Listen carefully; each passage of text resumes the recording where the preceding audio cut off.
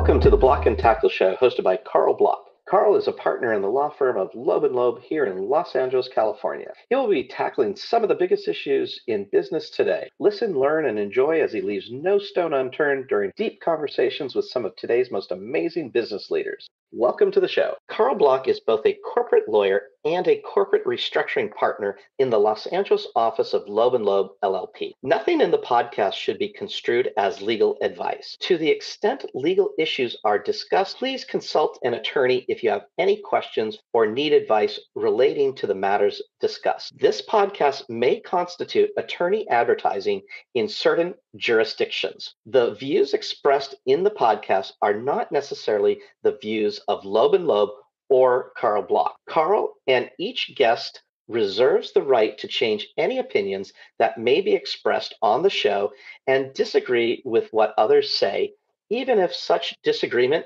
is not expressed during the podcast. So, Steve, let's talk about foreign economies, and in particular, what's going on in Russia, China, Japan, and how they would be affecting the US economy. What are your thoughts about inflation and the economic situation there? Well, you mentioned Russia. The big problem with Russia now is their problem is the fact that they have been running the printing press too fast. The money supply has been growing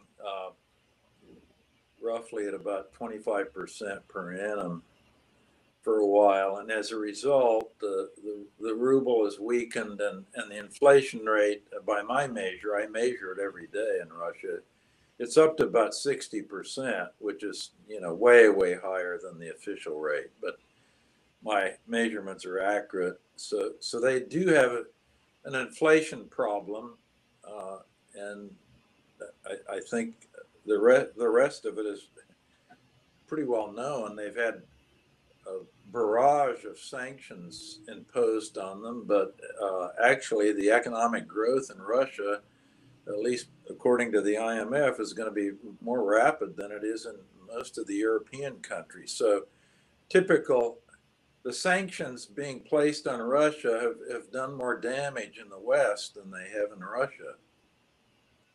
But that's standard. Sanctions are an idiot's game.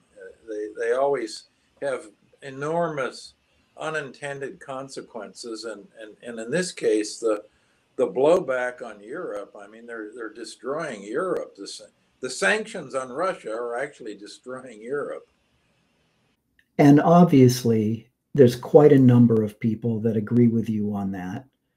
And in particular, in light of the energy policies and their energy dependence on Russia in the first place, among other things. So clearly, to some degree, they put themselves in this position. But do you forecast, as long as the war is going on, whether anything that Russia is doing is going to adversely affect the rest of the G20?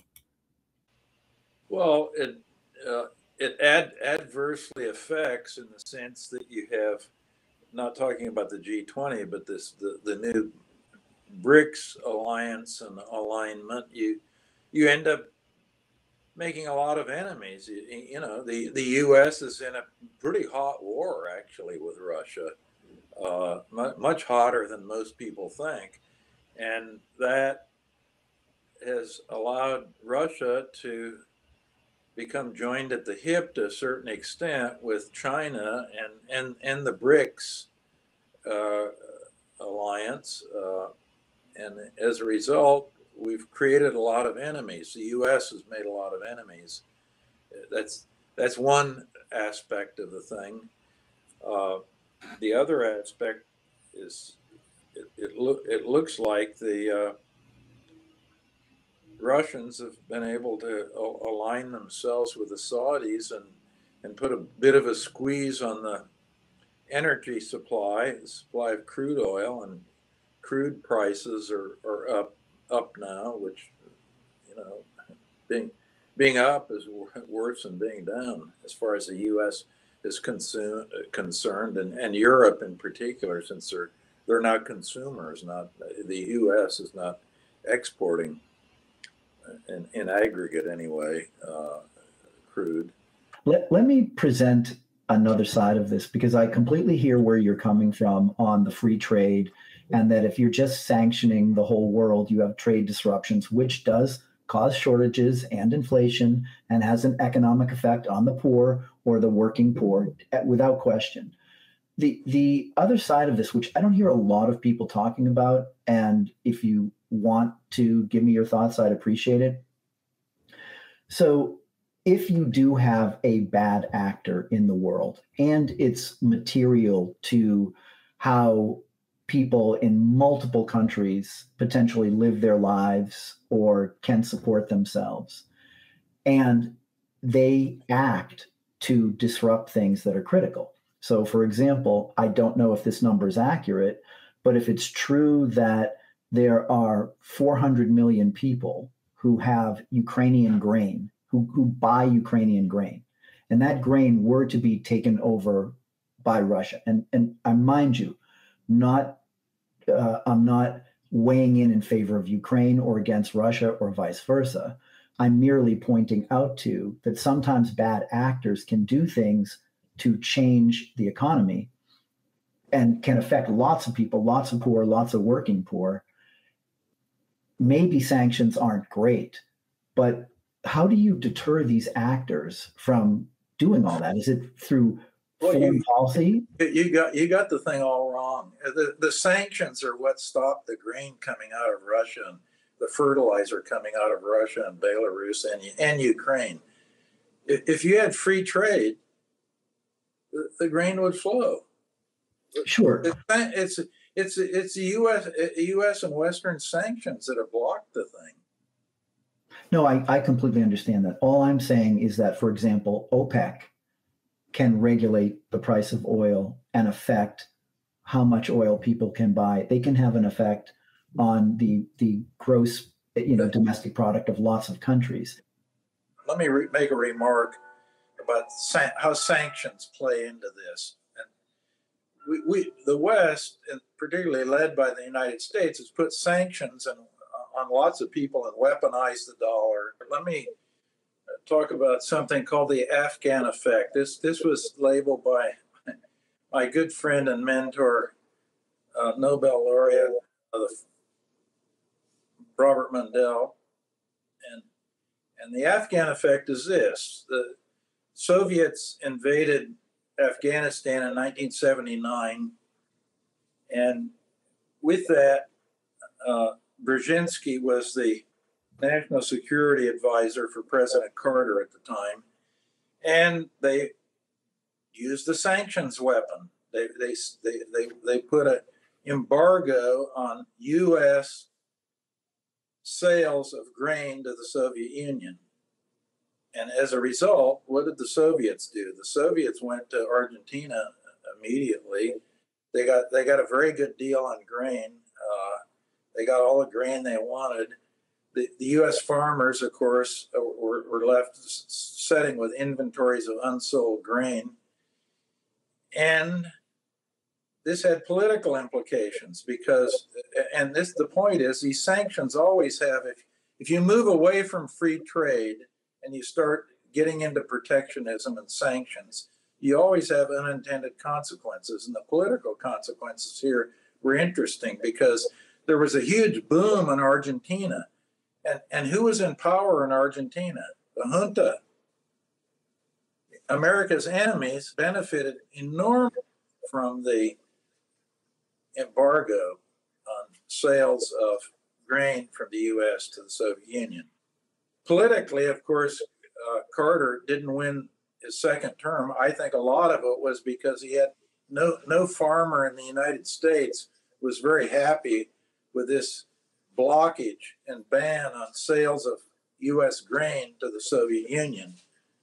So that's the Afghan effect, and that is that you have a little country, you you have something going on in that little country, you have a policy, the sanctions, and it has all kinds of unintended ripple effects throughout the world economy.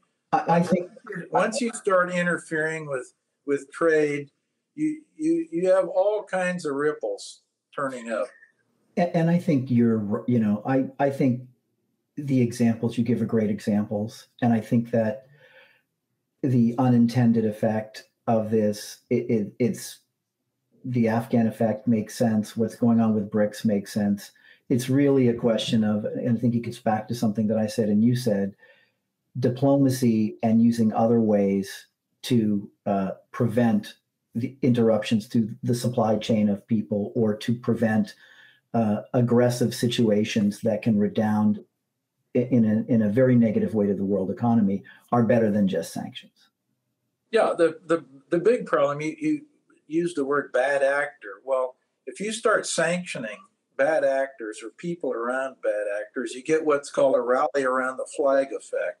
And the bad actor actually becomes more popular.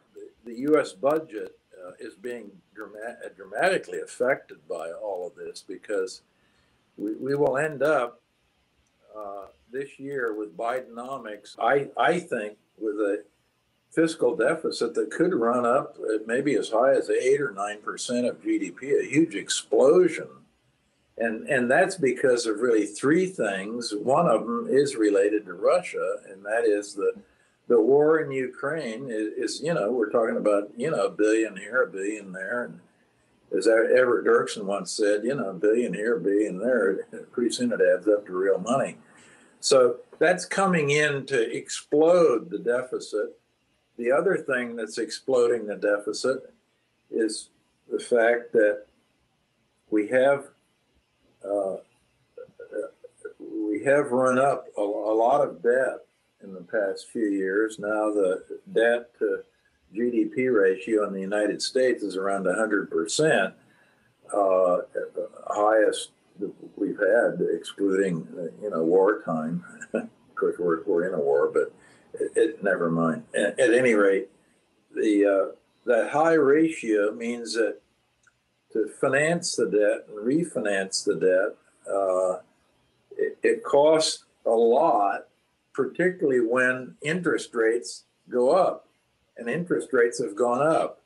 So the financing of the deficit now and the debt, I should say the debt, it accounts for about 10% of the budget in the United States now. It's exploded. So that's almost as big as a Department of Defense's total budget of around 12% of the budget. So it's a huge amount.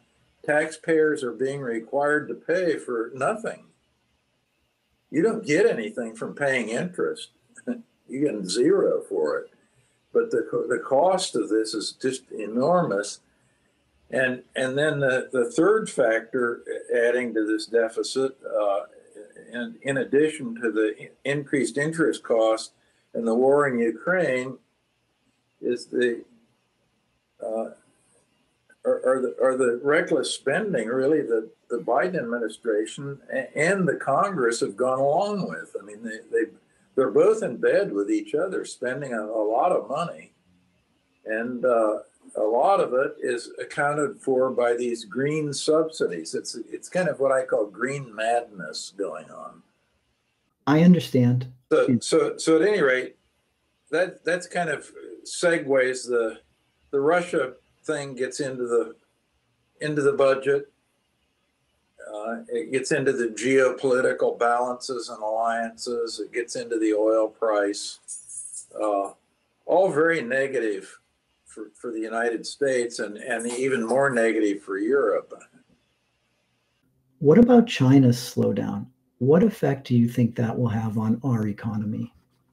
Well, it'll have, I think, a considerable effect on the U.S. economy. China's a big economy, trades a lot, very significant, very important. And the United States has decided that we're going to take this anti-China, decouple from China mode, which I think is ill-advised. We should be trading, not decoupling. Understood. But as there is a slowdown, I mean, you've previously mentioned that there's a high likelihood of a recession.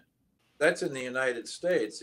China's slowing down, and the real problem is that it isn't a monetary problem, because they really pretty much follow the course that would be laid out by somebody like Milton Friedman or myself, who look at the quantity theory of money.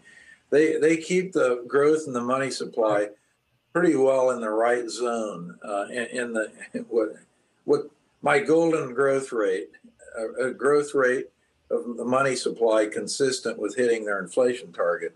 So that part's okay. The problem is that they've gotten themselves very highly over leveraged. So they've got to do a lot of deleveraging internally in China. And I hope they just do that in a prudent and slow way, and keep the money supply growing in that golden growth rate zone. And over time, they'll be able to deleverage. I hope they don't do anything dramatic and get themselves in even more trouble than they are now.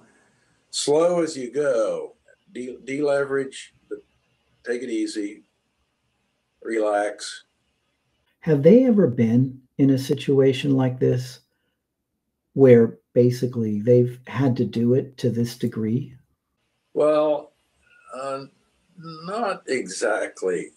This is a little bit of a new game, because they're being forced to deleverage in an environment in which they're slowing down. I mean, there's been a big slowdown. Now, you say, why? What's so unusual about that?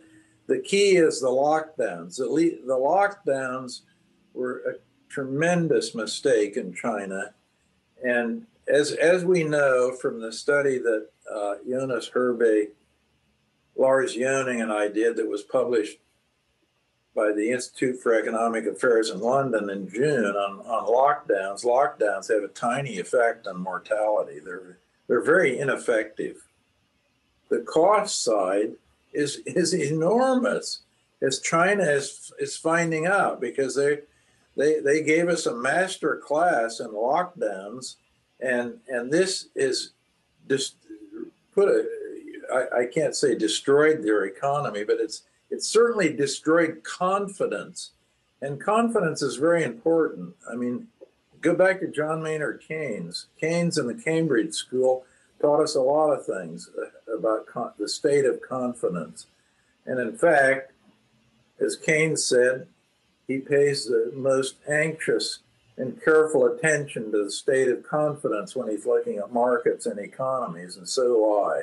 And the state of confidence in China is in the tank. And that's all from lockdowns. That China did it to themselves. Lockdowns were a complete disaster all around the world, but particularly in China, because they went to the extreme. I mean, they literally locked people up in their homes and apartments. I know. I'm aware. It was pretty severe for many, not just in China. So when they do this deleveraging, the hope is it doesn't hurt us as collateral damage as they do what they need to do.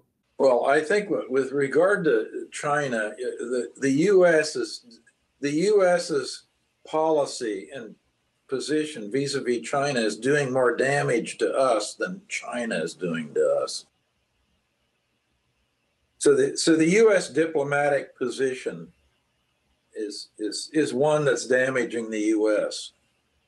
Yeah, by virtue of protectionism and this whole idea of decoupling, and the U.S. is at war not only in a military sense with Russia, but we're in an economic war. As of October of last year, the Department of Commerce had over 100-page document laying out the fact that we were going to war with China. And that's a bipartisan thing.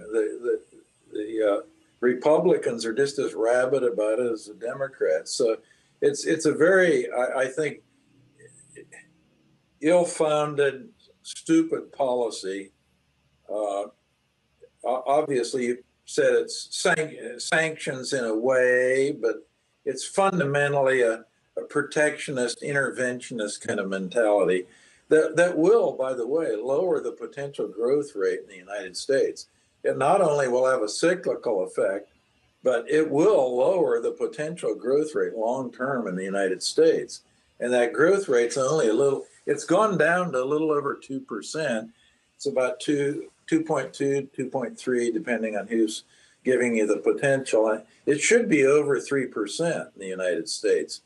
But economic policy has been such a disaster in the United States for the past several administrations. I would say, starting to put a date on it, everything has gone south since 9/11 in the United States. All long-term policy has fundamentally been of an interventionist statist orientation ever since 9/11.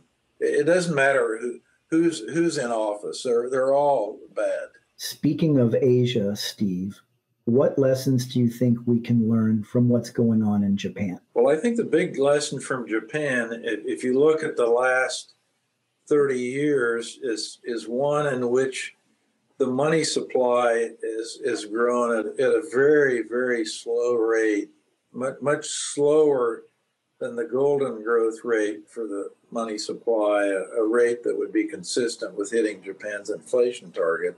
And as a result, you've had very slow growth and very low levels of inflation in Japan.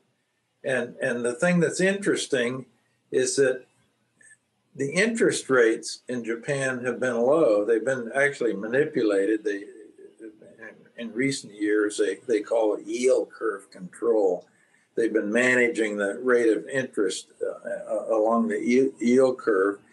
And the press and everybody observing Japan has the story completely wrong. They say, and if you always find this in the press, Japan's ultra loose monetary policy. And they say that because they're looking at the interest rate. The interest rate's low. And they say that's an ultra loose monetary policy. No, they've had an ultra tight monetary policy for 30 years or more in Japan. Extremely low rates of growth in the money supply, extraordinary. And as a result, they have very, very low, both real and nominal rates of growth in GDP, and obviously very low rates of growth in inflation, virtually no inflation until very recently in Japan for decades. So everyone's got it all wrong. Why do they have it all wrong? Because, as Milton Friedman taught us long ago, monetary policy is not about interest rates. It's about rates of growth in the money supply. It's all about money. But the press doesn't get this. And the economic observers and analysts don't get it either, because they're using macroeconomic models and models for national income determination that don't even include monetary aggregates in the models. So they're just completely off base. I wonder, and I don't know, but one of the reasons why they're so off base is that they saw, for example, our monetary policy in the US after 2008. And they just assume that with our monetary policy, that's the only way they can have low interest rates. There's no other way than having an activist central bank and doing the quantitative easing or other things like that, and not looking at the money supply. So maybe it's that they've been conditioned to think that other things affect interest rates and an economy, when they should be looking at something that historically seems to be an accurate forecaster of when you're going to have inflation and when you're going to have recessions and what growth you'll have in your economy, like the monetary supply. Well, I think the big problem they have is that they, from a technical point of view, they don't know how to grow the money supply. And one reason for that is that they purchase bonds in the market, an open market operation from banks. And that doesn't increase the money supply. It increases the reserves held at the banks, but it doesn't increase the money held by the non-bank public. And that's what you have to increase to number one, increase what we call the money supply, that is the money in the hands of the non-bank public. And that would occur if they actually did quantitative easing like the United States or the United Kingdom, and that is purchase bonds from the non-bank public. If they purchase bonds from Karl Bloch, what happens? You give them bonds and they give you money. What do you do with the money? You spend some of it, maybe you save some of it too.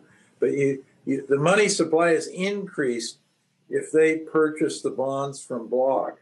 It isn't increased if they purchase the bonds from Bank ABC.